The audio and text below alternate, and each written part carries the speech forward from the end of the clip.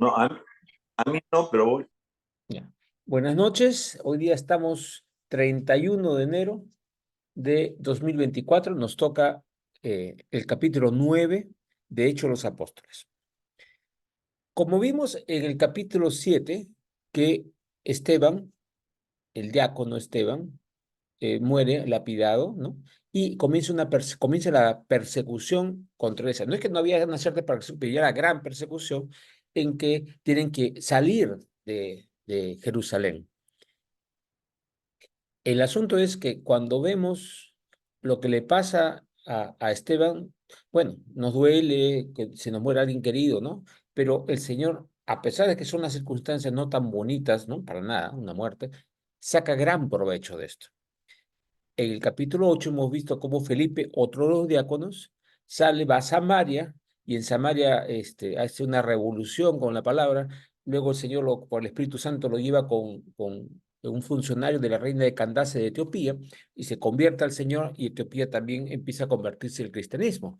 O sea, le saca la vuelta a todo eso. Pero ahora en el capítulo 9, como habíamos leído en el capítulo 7, que Saulo, que nosotros lo conocemos como Pablo, había estado consintiendo en la muerte de Esteban y a los testigos falsos que estaban, él recibió las prendas y los puso y los cuidaba la ropa de estos testigos falsos que estaban lapidando a Esteban. Y no era que consentía nada más, estaba con una cólera y un odio enorme hacia el cristianismo. Esa era su posición de Saulo. Y ahí veamos. Capítulo 9, versículo 1. Saulo, respirando aún amenazas y muerte contra los discípulos del Señor, vino al sumo sacerdote. O sea, lo que ya había logrado ahí, porque estaba metiendo a la gente en la cárcel y todo, ¿no? Dice, para mí no es suficiente. Entonces fue donde el sumo sacerdote a pedir una autorización para hacer mucho más. Y le pidió cartas para las sinagogas de Damasco, que había comenzado la persecución en Jerusalén y en la zona de Judea, pero sabía que muchos cristianos se habían ido para el norte. Damasco es la capital de Siria, ¿no? Y él decía, no quiero que estén cerca a nadie, o sea, tengo tal rechazo contra ellos que quiero que desaparezcan por completo. O sea, realmente muy vehemente, ¿no? Muy pasional Pablo. Ok, entonces le pidió cartas para la sinagoga de Damasco a fin de que si hallase algunos hombres o mujeres de este camino, del cristianismo, los trajese presos a Jerusalén. Lo hizo y, más yendo por el camino, aconteció que al llegar cerca de Damasco, repentinamente le rodeó un resplandor de luz del cielo. Y cayendo en tierra, oyó una voz que le decía, Saulo, Saulo, ¿por qué me persigues? Y él dijo, ¿quién eres, Señor? Y le dijo, yo soy Jesús a quien tú persigues. Dura cosa te es dar coces contra el aguijón. Okay, vamos a una cosita acá. Saulo estaba correcto o incorrecto. Estaba incorrecto, estaba persiguiendo a los cristianos. Estaba persiguiendo a los discípulos de Jesús, que era el Mesías que Dios había enviado. Correcto. Y el Señor, a alguien que es un enemigo, que ha permitido matar a otros hermanos e inclusive apresarlos, Dios no dice, a este lo rechazo. No, lo busca y le hace señales para atraerlo. Es decir, algo importantísimo. Dios quiere que todos nos convirtamos. Y alguien que aparentemente está en contra, Dios conoce su corazón. Y a él se lo presentó de una forma especial, que una luz del cielo. Y se cayó. O sea, no es que el caballo que habrá sido se cayó o la impresión lo hizo caer, no sabemos. Pero su palabra dice, ¿quién eres, Señor? Señor es autoridad. En la caída, Pablo estaba reconociendo, esto es una señal del cielo. Y se le manifiesta a Jesús y Jesús es el que le habla, ¿no es cierto? Le dice, dura cosa te es dar cosas contra el aguijón. El aguijón significa que la venida de Jesús era como un aguijón para despertar a los judíos, para despertar. Y él lo que estaba haciendo era rechazando, rechazando, rechazando, no quiero saber nada. Pablo, Saulo todavía no era Pablo, era discípulo de Gamaliel. Y Gamaliel, como hemos visto en unos capítulos anteriores, defendió a los apóstoles diciendo, no nos enfrentemos contra ellos. Si esto es de Dios, va a prosperar, y si no es de Dios, se va a acabar. Pero Saulo no dice, no, esto no puede quedar así, tenemos que pararlos, y buscó apresar y matar a los cristianos. O sea, con esa vehemencia, pues no tolero muy las cosas superficiales, quiero con todo, ¿no? Ok, entonces, la otra cosa que es de claro acá es, Jesús le dice, Saulo, Saulo, ¿por qué me persigues? Cuando alguien está persiguiendo, haciendo daño a un hijo de Dios, está persiguiendo ¿a quién? A Cristo. O sea, está atacando a Cristo. Esto también es importantísimo, porque si alguien quiere algo contra nosotros, está actuando contra el Señor. ¿Ok? Entonces es bien fuerte, porque también ahí sabemos que tenemos somos la familia del Señor y tenemos esa protección. ¿Ok? Versículo 6. Él, Saulo, ante esa aparición y esas palabras que dices, oye, estás equivocado, te le está diciendo, con todas esas señales estás equivocado, entonces el que se pone temblando y temeroso, dijo, Señor, ¿qué quieres que yo haga? O sea, se lo había manifestado de tal forma que se dio cuenta que era del mundo del espíritu y del mundo del espíritu positivo. Entonces Pablo se queda atemorizado porque dice, he metido la pata. No lo confiesa ahí, después lo va a hablar. ¿Ya? Entonces le dice, ¿qué quieres que yo haga? O sea, le está diciendo, yo me someto a ti. O sea, no tuvo que tomar horas ni días, sino la señal que dio Jesús con él fue suficiente para realmente remesarlo. ¿Sí? Y el Señor le dijo, levántate, estaba caído en tierra, y entra en la ciudad, y se te dirá lo que debes hacer. Esto es muy parecido a lo que pasó con el padre de la fe, que es Abraham, que el Señor no le dijo, ¿dónde vas? Y dices, sal a la tierra que yo te mostraré. Es muy parecido, que le dice acá, levántate, entra a la ciudad y se te dirá lo que debes hacer. Si en otras palabras, tú confía. Están acostumbrados a lo que Abraham había hecho, ¿no es cierto? Ok. 7. Y los hombres que iban con Saulo se pararon atónitos, oyendo a la verdad la voz, mas sin ver a nadie. O sea, escucharon el mensaje, pero no lo vieron. Si dice que no vieron ellos a nadie, es porque Saulo sí vio a alguien. Lo vio a Jesús. Jesús se le manifestó en voz y en visión, ¿no? Ambas cosas. 8. Entonces Saulo se levantó de tierra y abriendo los ojos no veía a nadie. Así que llevándole por la mano le metieron en Damasco, donde estuvo 3 días sin ver y no comió ni bebió. Estaba en tal impresión. Acuérdense que no solamente que vio eso, sino se dio cuenta que estaba totalmente equivocado, que había estado persiguiendo a los hijos de Dios, a Dios mismo, a el Dios de Israel y el Mesías que venía. Entonces estaba en shock. No comió ni bebió y no veía porque había perdido la vista. 10. Había entonces en Damasco un discípulo llamado Ananías. Este Ananías era Ananías bueno. Acuérdense que hubo un Ananías que estaba mintiendo en un capítulo anterior. Los nombres se repetían mucho, ¿no? A quien el Señor dijo en visión, por el Espíritu Santo, en un don del Espíritu, le dijo, Ananías. Y él respondió, heme aquí, Señor. Ese es el estilo que tenía Samuel. En el libro de Samuel, cuando era niño, Dios le habló, él pensaba que era el sumo sacerdote que lo estaba llamando.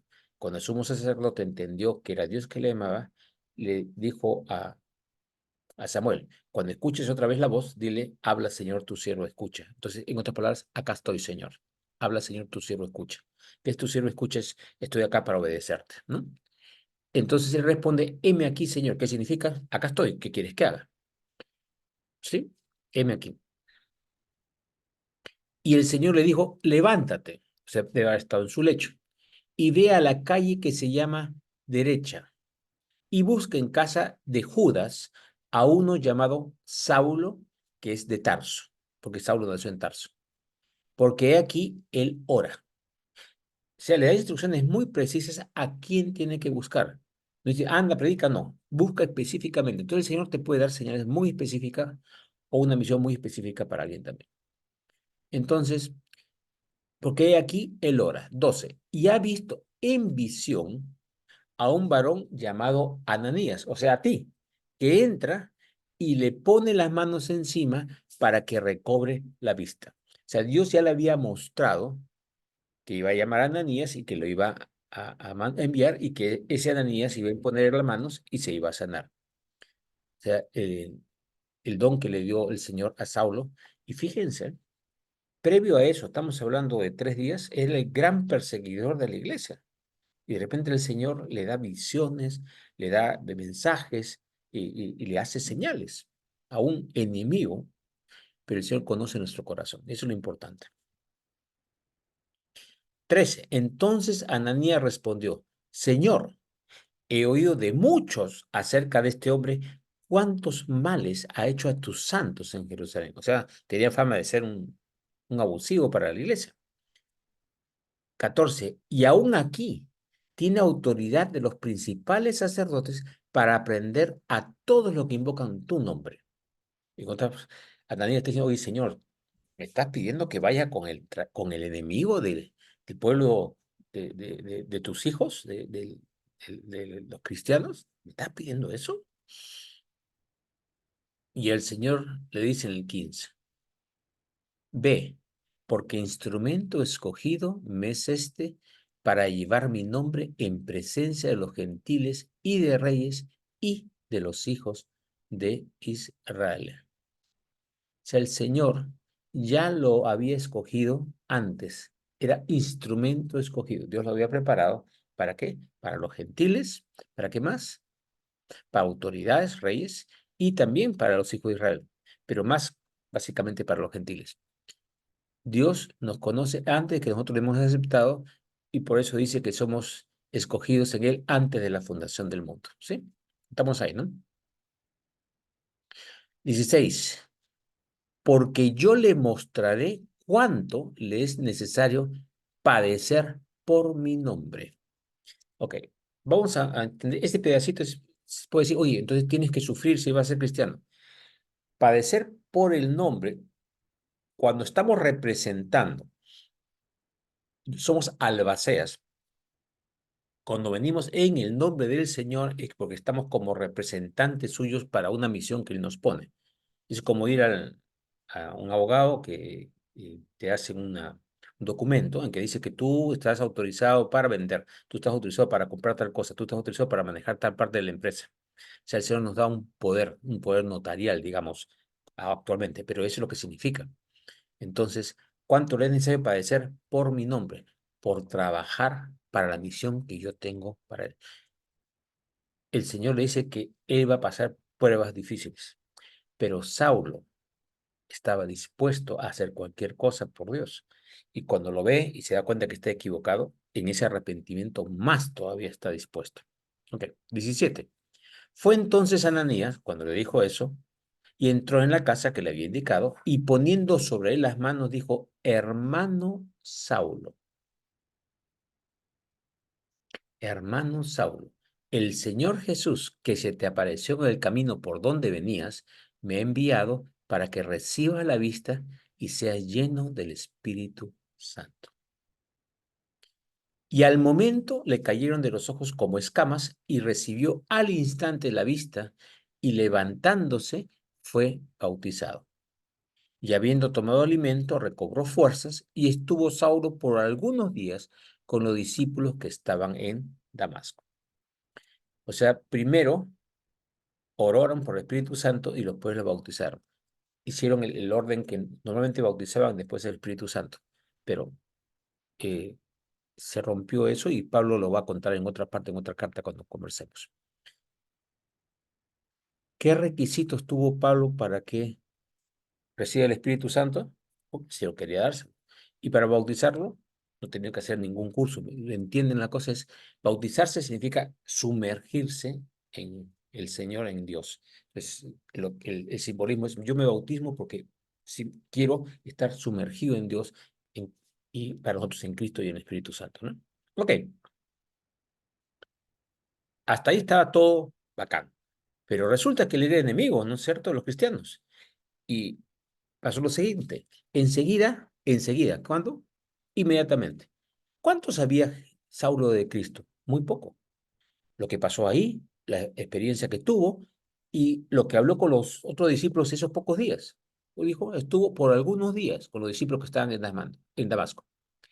Enseguida, o sea, inmediatamente, predicaba a Cristo en las sinagogas, diciendo que éste era el Hijo de Dios. Y todos los que lo oían estaban atónitos y decían, ¿no es este el que asolaba en Jerusalén a los que invocaban este nombre? Y a eso vino acá para llevarlos presos ante los principales sacerdotes. O sea, diciendo, oye, ¿qué pasa? Esto no tiene sentido.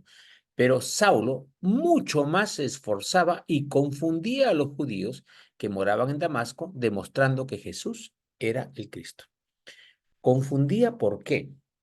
¿Confundía porque el mensaje era errado? No, confundía en el sentido, oye, pero este no era anti-cristiano y ahora es cristiano. Entonces, a eso se refiere con confundir, no que el mensaje era malo, pero inicialmente eso causó bastante rechazo porque no sabían a qué tenerse con respecto a su comportamiento. Por lo tanto, versículo 23, pasados muchos días, o sea, y esto se estaba repitiendo y repitiendo y repitiendo, los judíos resolvieron en consejo matarle. De frente matarle, ¿por qué? No apresarlo, porque el testimonio de Saulo era muy fuerte. De ser un discípulo de Gamaliel, un defensor de la fe judía, decir que Jesús era un cualquier cosa, que no era el Mesías, y ahora declararlo, era un mensaje muy fuerte. Entonces querían erradicarlo por completo, no meterlo en la cárcel. Ese era el plan de ellos porque el testimonio de Saulo era demasiado fuerte. Pero sus amenazas llegaron a conocimiento de Saulo. Y ellos, ¿quién es? Los judíos, guardaban las puertas de día y de noche para matar, la puerta de Damasco. O sea, estaban en la puerta porque si salía lo agarraban y lo querían matar. Entonces los discípulos, tomándole de noche, le bajaron por el muro, descolgándole en una canasta. O sea, el peligro hizo, tienen que salir de acá. A los otros discípulos no los perseguían y querían matarlos. El que quería matar es a Saulo, porque el testimonio de él era tan intenso que iba a causar problemas para la fe judía, ¿no es cierto? Ok, entonces escapó de Damasco y regresó a Jerusalén. Cuando llegó a Jerusalén, trataba de juntarse con los discípulos, pero todos le tenían miedo, no creyendo que fuese discípulo. Pensaban, este ha hecho todo este cuento allá para entrar y ser como un espía, descubrir dónde estamos todos y para matarnos, ¿no? Entonces, Bernabé, del que se habló en un capítulo anterior, tomándole, lo trajo a los apóstoles y les contó cómo Saulo había visto en el camino al Señor, el cual le había hablado, y cómo en Damasco había hablado valerosamente en el nombre de Jesús. El Señor, cuando tienes una dificultad, prepara a alguien para que puedas entrar. Él abre puertas y cierra puertas, ¿no es cierto? Y Bernabé fue esa puerta. Y su declaración es, hay testigos, o sea, hemos visto y esto es cierto. Y estaban con ellos en Jerusalén y entraba y salía, o sea, entraba y salía de donde estaban los discípulos. Y hablaba denodadamente en el nombre del Señor, o sea, con todo su corazón, toda su fuerza. Y disputaba con los griegos, pero estos procuraban matarle. Griego no significa religión griega, significa los judíos de origen griego que no habían nacido en Jerusalén ni en Judea y que venían a adorar en el templo, pero que no eran, digamos, nativos de Judea. A eso se refiere con griegos.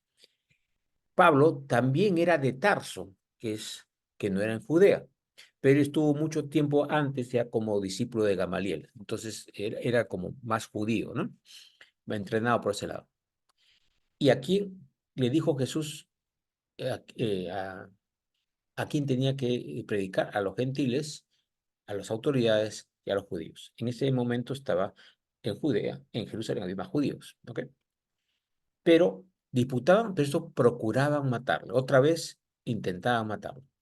Cuando supieron esto los hermanos, le llevaron hasta Cesarea y le enviaron a Tarso. Cesarea es la capital romana de Judea, en el norte, Jerusalén, Samaria, Galilea y arriba está Cesarea, que era la parte donde estaba la ley romana, entonces era más difícil que lo pudieran matar los judíos, porque era infringir la ley. Y lo primero lo mandaron a Cesarea y ahí prepararon para enviarlo a Tarso, que era su ciudad natal. Ok. Entonces, en ese momento las iglesias tenían paz por toda Judea, Galilea y Samaria, y eran edificadas andando en el temor del Señor y se acrecentaban fortalecidas por el Espíritu Santo. ¿Dónde? Judea, Galilea y Samaria. Hasta ahí habían llegado. ¿Se acuerdan? Y por todo el mundo, dijo, testifiquen en dónde, en Jerusalén, en Judea, en Samaria y hasta lo último en la tierra. Se habían quedado hasta Samaria, ¿correcto? Ya. Cuando dice las iglesias, iglesias son los llamados a vida aparte. O sea, un grupo vivían en la casa de alguien, otro acá. Entonces, cada sitio donde vivían, un grupo de gente viviendo juntos en el Señor es una iglesia, no una denominación, sino un grupo de creyentes. O sea, iglesia es llamados a vivir aparte, no es denominación, ¿no? Entonces, las iglesias tenían paz en ese momento. Primero había una fuerte persecución, ¿no es cierto? Saulo estuvo muy metido en la persecución, él mismo metía a la gente, se fue a Damasco para continuar persecución y lo que vio le hizo hacer un giro de 180 grados, se puso a predicar y el que más empujaba esa persecución era Saulo y eso bajó. Por eso es que había paz en la iglesia cuando Saulo deja de perseguir y se vuelve discípulo. Y eran edificadas, nuevamente no eran locales, edificadas significa edificadas espiritualmente, ¿no? En el corazón, andando en el temor del Señor, temor en el respeto por Dios y todo, y se acrecentaban, aumentaba su número, fortalecidas por el Espíritu Santo. Ok. 32. Ya cuando estaba pasando esto, ya Saulo ya no está, ¿no? Saulo lo mandieron a Tarso, ahora habla de Pedro. Aconteció que Pedro, visitando a todos, o sea, iba a ir recorriendo cada una de las iglesias donde están alojados. Nuevamente, pues no son locales de adoración, sino sitios donde viven los cristianos. Acuérdense, iglesia no es un local de adoración ni un templo, sino sitio donde viven, donde habita un grupo de creyentes. Aconteció que Pedro, visitando a todos, vino también a los santos que habitaban en Lida, que es un pueblo, y halló allí a uno que se llamaba Eneas, que hacía 8 años que estaba en cama, pues era paralítico. Y le dijo Pedro, Eneas, Jesucristo te sana, levántate y haz tu cama. Y enseguida se levantó. Y le vieron todos los que habitaban en Lida y en Sarón, los cuales se convirtieron al Señor. En otras palabras, Pedro empieza a ministrar, el Señor le muestra que esa persona es para sanarse, el Señor le muestra que esa persona es para sanarse, declara su sanidad, se levanta y esa señal hace que la gente se convierta al Señor. O sea, dependiendo de cada circunstancia, puede ser por señales, puede ser por milagros, puede ser por la palabra, puede ser por ejemplo, la cosa es poner la carnada adecuada para que la gente acepte al Señor y eso es lo que estaba haciendo Pedro. En otra ciudad, Jope, dice, había entonces en Jope una discípula llamada Tabita, que traducido quiere decir Dorcas, un nombre nada más. Esta abundaba en buenas obras y en limosnas que hacía. Era una persona que estaba muy dedicada y muy generosa. Y aconteció que en aquellos días enfermó y murió. Después de lavada, o sea, cuando moría la persona con toda su enfermedad y toda cosa, la lavaban para que no quedara ningún mal olor, le ponían una ropa nuevecita para enterrarla. Después de lavada, la pusieron en una sala. Y como Lida, donde estaba Pedro, estaba cerca de Jope, los discípulos, oyendo que Pedro estaba allí, le enviaron 2 hombres a rogarle, no tardes en venir a nosotros. O sea, ven rápido. Levantándose entonces Pedro, cuando le pidieron eso, fue con ellos. Y cuando llegó, le llevaron a la sala, donde le rodearon todas las viudas, llorando y mostrando las túnicas y los vestidos que Dorca hacía cuando estaba con ellas. Entonces, sacando a todos, Pedro se puso de rodillas y oró, y volviéndose al cuerpo dijo, al cuerpo, Tabita, levántate. Y ella abrió los ojos y al ver a Pedro se incorporó. Y él, dándole la mano, la levantó. Entonces, llamando a los santos y a las viudas, la presentó viva. Esto fue notorio en toda Jope y muchos creyeron en el Señor. Y aconteció que se quedó muchos días en Jope, en casa de un cierto Simón curtidor. Ok, cuando estaba él en Lira, estaba orando y todas las cosas, esta otra señal hace que a la gente venga más a buscar. Las señales son para que la gente busque al Señor, le interese y luego le puedas presentar el mensaje de Dios, ¿correcto? Pero miren lo que dijo acá, lo que hizo Pedro. Hay veces que tú puedes orar con la gente, pero a veces la gente te puede distraer. Entonces, ¿qué hizo acá? Lo sacó a todos. Él no dijo que le iba a sanar, sencillamente, déjeme con ella, o sea, con el cuerpo. Se puso de rodillas, en otras palabras, yo no sé qué hacer, y oró. Orar no es pedir sanidad, ojo, ¿ah? No es pedir sanidad. Orar es comunicarse con Dios, acuérdense. Orar es conversación con Dios, preguntas y respuestas. Y después de conversar con Dios, se levanta, se vuelve al cuerpo y le ordena, Tabita, levántate. ¿Cómo hizo Jesús para resucitar a Lázaro? Se acercó donde estaba la tumba, había dicho, saquen la piedra, y estando fuera dijo, Lázaro, levántate, sal fuera. Dio una orden. Y es lo mismo que hizo Pedro. Tabita, levántate. No le dijo sal fuera porque no estaba pues en una cueva, estaba ahí. Y que ella abrió los ojos y al ver a Pedro se incorporó. En las resurrecciones, en los ejemplos que hemos visto, esos dos, hay una orden que el Señor da, y en este caso Pedro, con el poder del Señor, para hacerlo. Pero acá Pedro no hace la orden de frente, sino primero le pregunta a Dios qué quiere que él haga.